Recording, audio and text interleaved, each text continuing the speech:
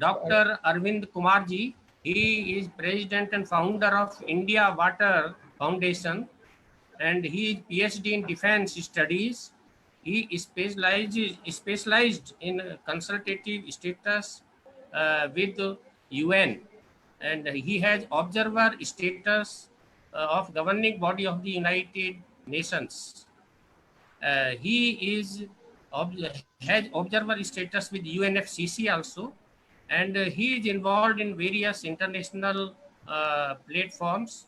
He is is achiever. He has got uh, uh, 40th Matri Sri Media Award on 26th April 2015. Achievers Award also he has got.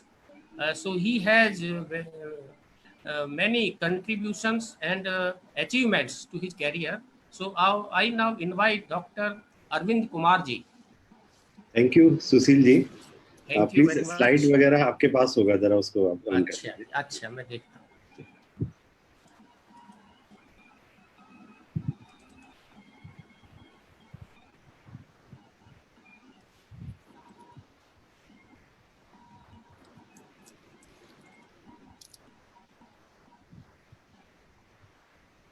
हाँ जी अरविंद जी दिख रहा है आपको? हाँ जी, हाँ जी जी. तो जब मैं कंप्लीट कर लूंगा स्लाइड 1 सेकंड पे आ जाइए, स्लाइड सेकंड ओके. तो नेक्स्ट बोलूंगा तो आप चेंज कर दीजिए. जी जी जी. So, dear colleague and notable audience, I am thankful to the IDC Foundation for having afforded me an opportunity to share my humble views with this august audience. Friends, what is not only the key to climate change, it is also the key to the sustainable development. According to IPCC, recent special report, at current rate of emissions, the world is set to breach the global warming limit of 1.5 degrees Celsius. Another key point I would like to make it that 2020 is a super year for the nature, and we will have to set out a pathway to reviving the degradation of ecosystems and biodiversity. In so doing, setting up a mutually supportive relationship with the climate, the large dams construction become possible during the 20th century as a developing country, urbanization and industrialization. The financial consequences of flood damage increased and the demand for food protection intensified, leading to the need to construct more dams. If we talk about India, a population of 1.7 million plus and growing, and Indian cities are expected to add 440 million more people to 2050. On the contrary, water availability in India, total precipitation, as earlier speaker also said it about, 4,000 BCM. Water availability is 1,869 BCM. Utilizable water resources 1123 BCM. So this is the question before, can India manage its water demand? This raises a question that have our current planning and management strategies proven insufficient to address diverse challenges around dams, its safety and the management. Next. The next slide. Yes, sir. Yeah. So dams were built to store water, irrigate crops, provide flood management, generate electricity, provide recreation or ease navigation. Dams generate 16% of the world's electricity and irrigate food crop for 12 to 15% of the world population. And 80% of the water they store is used for hydropower. A majority of dams built in the world are multi-purpose in nature, but irrigation is the biggest users. Dams also have significant prospects to the surrounding community and society. such as biological diversity, livelihoods, and sustenance, sources of communities' cultural or spiritual life.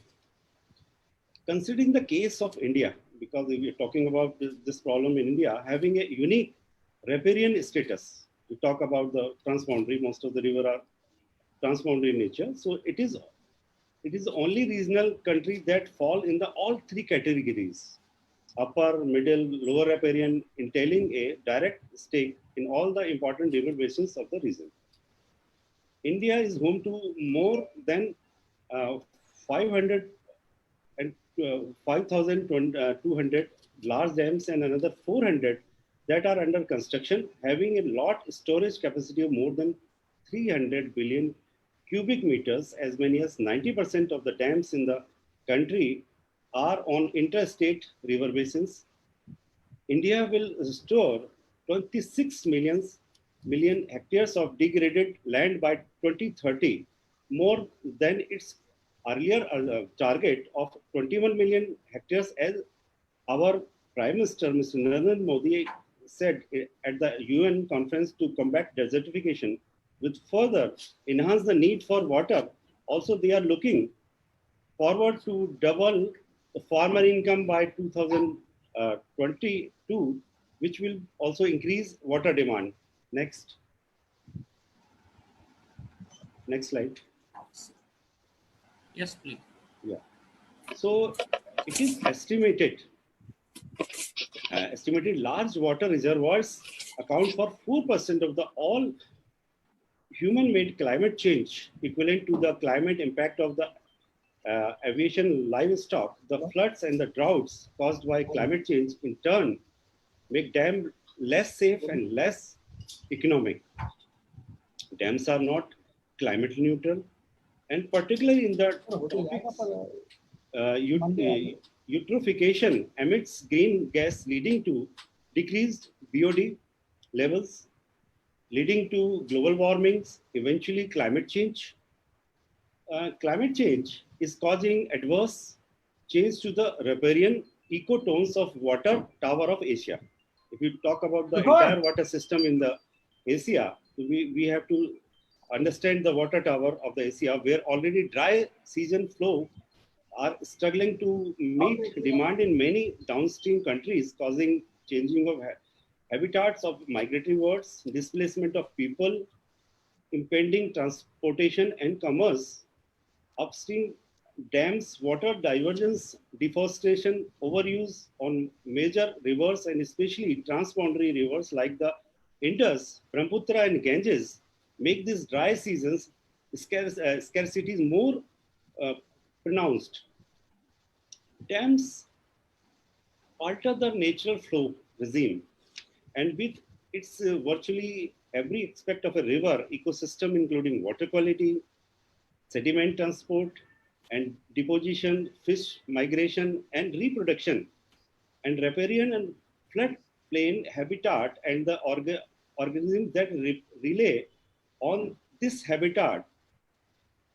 The damage dams cause to river ecosystem is immense, turning free-flowing river into the lifeless lakes, and they don't remain perennial. India is the third largest dam owning country after China and USA. There are around 5,745 reservoirs in the country, of which 293 are more than 100-year old. The age of the 25% of dam is between 50 to 100 years, and 80% are over 25 years old. 40 dams have collapsed in India since independence, and the worst such disaster occurred in Gujarat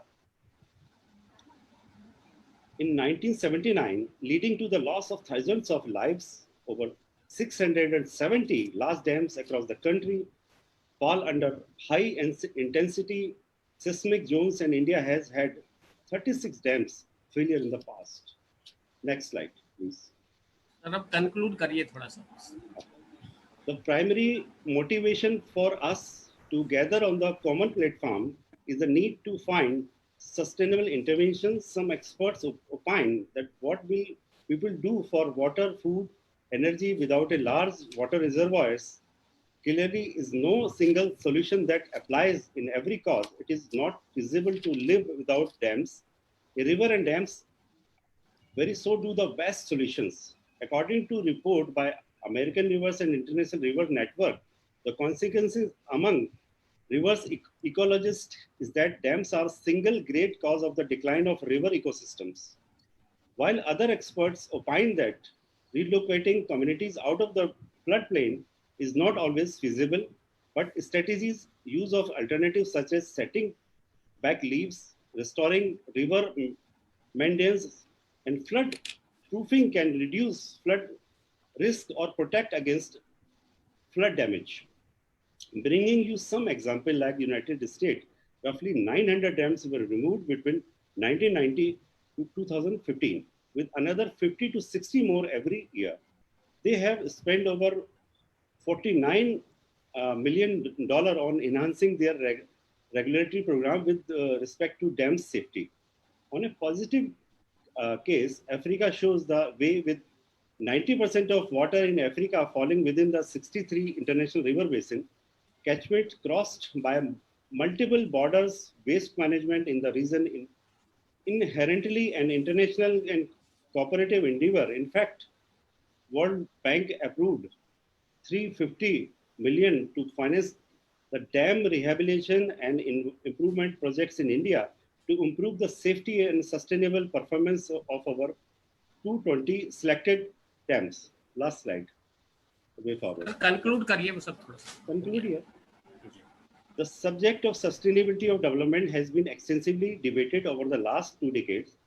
Though dams employment opportunities have been generated, reducing poverty and migration of rural unemployment population, a key priority for the government of India since independence.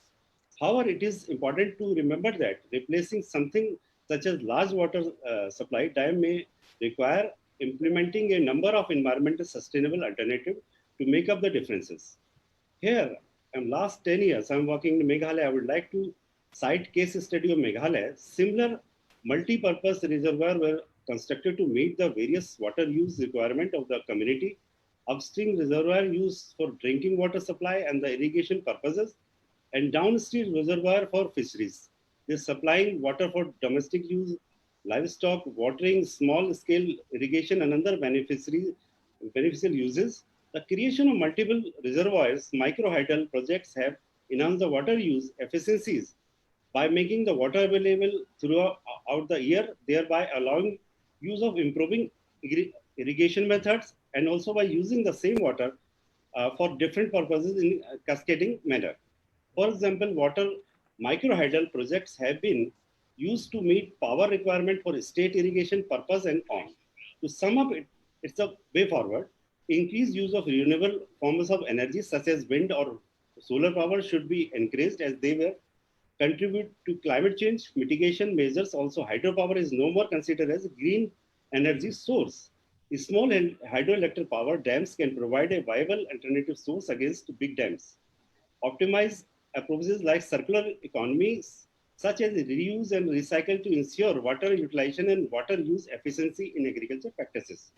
It is significant to focus on the prospects of hydro diplomacy and shared resilience building, for which Bangladesh, India, Nepal, China, Bhutan, 5 countries of the Eastern Himalayan region offer vast opportunity for optimal water resource development. So perhaps most important, India need to assess potential impact of climate change on rainfall, on the performance of flood-related infrastructure and plan for the necessary adaptation to change climate to tackle the dam-related management. As communities facing risk, stress, water supplies, decision-makers must continue to seek out sustainable water sources and methods of use that can meet both human and environment needs. Thank you very much, Tyagi. Thank you, sir.